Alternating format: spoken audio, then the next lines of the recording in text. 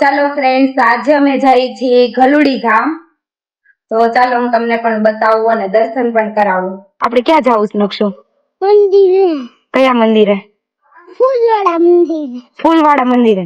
નામ શું છે એનું? મને ખબર નથી. તું કોની ગાડીમાં બેસવાનો? તમારી ગાડી. મારું નામ શું છે? ગાડીનું નામ? ગાડીનું નહીં, મારું નામ. નિમિષા. નિમિષા મેડમ. નિમિષા મેડમ ની ગાડીમાં બેસવાનું. મેં ક્યાં જવું છે? ગલુડી ધામ. ચાલો જઈએ. હાલો. પછી અમે ફાઇનલી આવી ગયા ગલુડી ધામ. જો ગેટમાં આવી ગયા, પણ અહીંયા શનિવાર છે ને તો એટલી બધી ટ્રાફિક છે ને કે વાત જ પૂછો માં. તો હવે લાઈવ દર્શન કરી લ્યો હનુમાનજીના.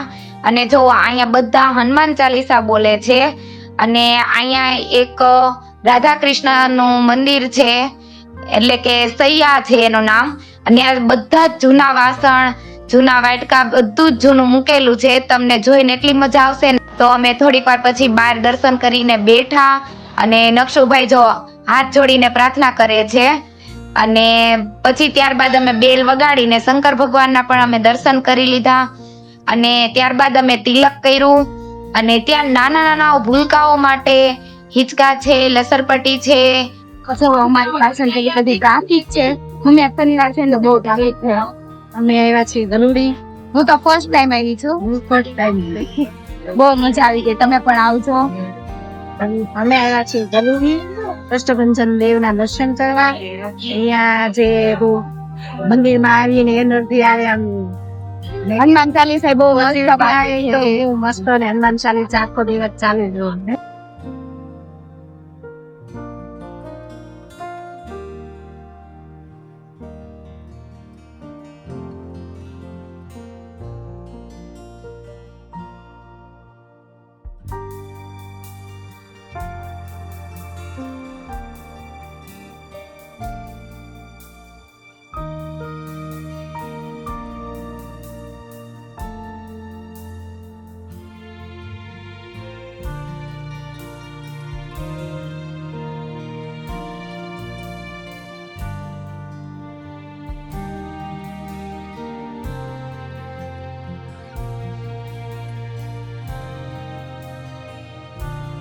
તો બસ આજ માટે આટલું જ.